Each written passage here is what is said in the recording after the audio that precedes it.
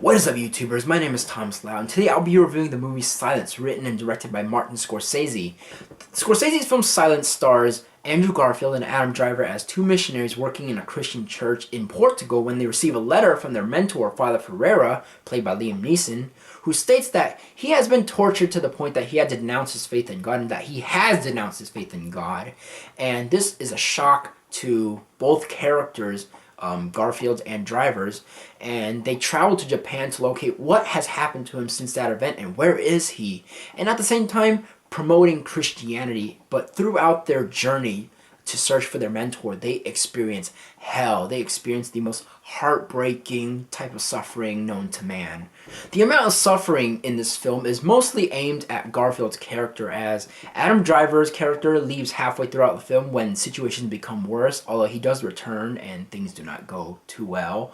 But Garfield's character experiences just the worst forms of torture, and that is seeing other people die because of his actions. And it is not that he set fire to a village. No, it's because he refuses to denounce his faith in God, and that's really hard for somebody who's put his entire life in the hand of God and just cannot let go. However, the antagonists of this film just find different methods to break him, such as torching his friends, or decapitations, or even cutting the neck of the prisoners and letting them just bleed to death slowly, so they suffer a slow, painful death. And Garfield at the end of the movie is just this very broken husk, and it's very heartbreaking for him.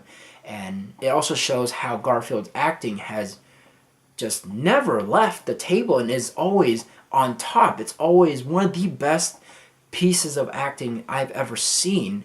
And he has come very far since The Social Network. I mean, he wasn't bad as Peter Parker. I have not seen Hacksaw Ridge, but in this film, he shines brightly, and I would give him high praises for that. Good job. Now, sitting down for 2 hours and 40 minutes, this movie starts out very slow, but at the end of the movie, holy crap, this movie is one of the best movies I've ever seen, but it's also one of the most shocking films I've ever seen. The first being Cannibal Holocaust, which I'll get to probably in October, but this movie was very powerful. It was very shocking in its portrayal of the realistic situations of faith, and provokes questions such as if God really exists, or does he even care, or is suffering the answer to understanding life? And if you take great offense to the way people misrepresent Christianity in this movie, then by all means avoid it. It's not for everybody, but if you're one of those people who likes the way different people provide different perspectives of faith compared to your own, then by all means explore this movie. This movie is not built for controversy. This film instead is built on a basis of philosophy such that it clashes between Eastern and Western belief systems and asks us, where do we find the truth on both sides? Which one is considered the truth? And this is represented when Andrew Garfield's character and the Inquisitor both sit down and start exchanging words in a battle as to which one is the truth. And Garfield exclaims that his Christian faith is the one true truth, and the Inquisitor tells him that his faith is poisoning their belief. And it also makes you ponder, why can't we just acknowledge both sides rather than restricting ourselves to one faith? And yes, I know some faiths are monotheistic and they only restrict us to believe in one God, but you don't have to drop the faith, or you don't have to let go of that God. You can just understand it. You can just accept it such that you're like, oh yeah, I understand your idea, you understand mine, and we both come to an agreement. I still have my God, you still have your Buddhism, and we agree to disagree. One of the things I really love about this movie was the writing for Koichiro. High praises to Scorsese, because this guy is a really complicated person. He is a love-hate character.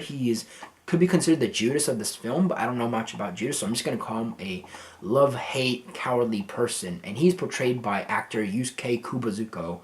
Koichiro's backstory is that he used to be a Christian devout, and I think his family was, but when he refused to denounce his religion, his family was set on fire by the Inquisitor, and he was forced to watch, and he finally did denounce his faith with God, in order to save his own life, and that can be considered selfish. But you have to look at the value of Christianity in general and how much it's worth it when you're not even getting any rewards from God.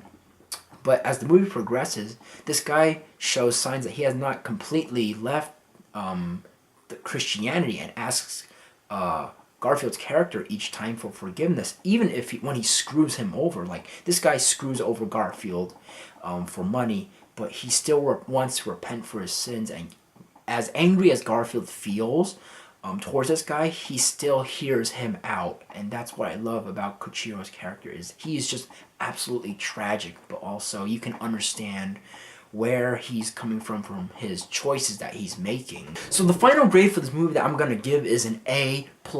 This movie has great writing. It has thought-provoking philosophies about religion. It has great acting from Andrew Garfield and Adam Driver and everybody else. It has a very interesting character. I did not really care much about the cinematography. And if you want to see more from me, hit the subscribe button. And one thing I like to ask before I end this video is, what do you think the title means? Leave a comment below, and I'll see you next time.